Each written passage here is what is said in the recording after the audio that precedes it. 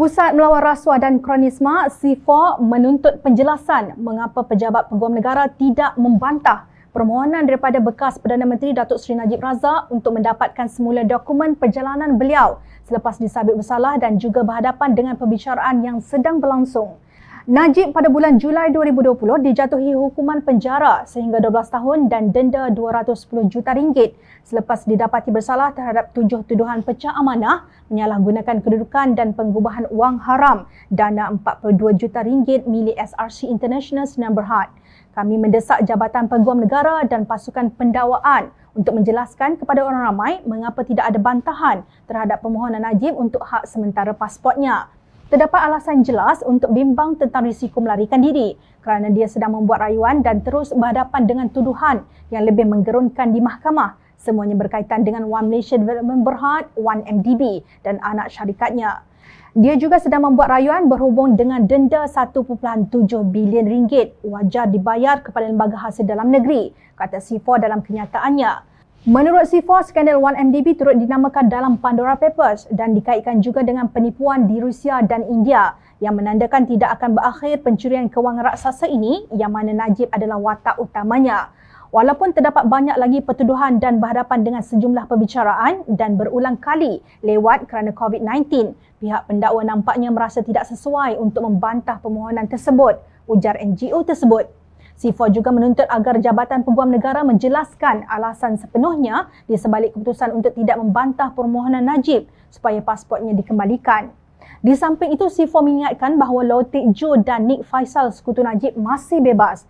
Katanya Malaysia tidak mampu memberi peluang kepada Najib untuk melarikan diri setelah didakwa dengan pelbagai tuduhan pengubahan wang haram dan rasuah dalam jumlah kewangan yang besar.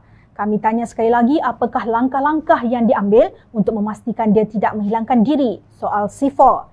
Mereka juga mempertikai bagaimana mungkin Najib yang berhutang kepada kerajaan dengan jumlah yang besar diizinkan meninggalkan negara ini manakala pinjaman PT-PTN dan mereka yang tidak membayar cukai pendapatan di senarai hitam. Walaupun senarai hitam untuk peminjam pinjaman PT-PTN telah dibatalkan, perkara ini tetap menunjukkan ketidakadilan dalam memberi layanan. Piawaian yang berbeza dalam pelaksanaan undang-undang akan mempengaruhi aspek menegakkan kedaulatan undang-undang. Sekiranya ini benar-benar menjadi masalah darjat dan kasta, tindakan harus diambil untuk melindungi badan kehakiman daripada penggunaan kabel dan tawaran habuan untuk memastikan keadilan tercapai dengan baik menerusi hukuman yang sesuai terhadap jenayah, tegas SIFOR. Kumpulan tersebut juga mempersoal bagaimana penjenayah yang telah disabitkan dilarang bertanding pada pilihan raya umum tetapi dibenarkan melancung ke luar negara. Di manakah logiknya dalam hal ini, bidas SIFOR? Sebenarnya persoalan yang dibangkitkan oleh SIFOR amat berkepentingan awam dan perlu dijawab oleh Peguam Negara Tan Sri Idrus Harun jika beliau masih ada sisa integriti dan kepercayaan kepada prinsip kedaulatan undang-undang dan tadbir urus baik mengenai ketelusan dan kebertanggungjawaban.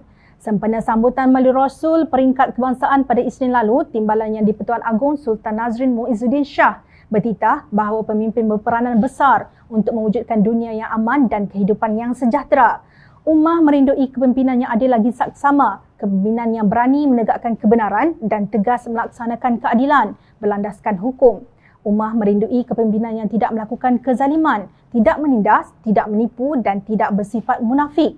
Ummah semakin menyuarakan kerinduan untuk dianugerahkan kepimpinan yang tidak rasuah, tidak menyalahgunakan kuasa, tidak mengamalkan nepotisme dan tidak bersifat pecah amanah. Kemanakah Perdana Menteri Datuk Seri Ismail Sabri Yaakob dan Idrus Harun lontarkan titah Sultan Nazrin ini dalam kes Najib Razak? Adakah sudah dipakul sampahkan? Tidakkah kalian berasa malu?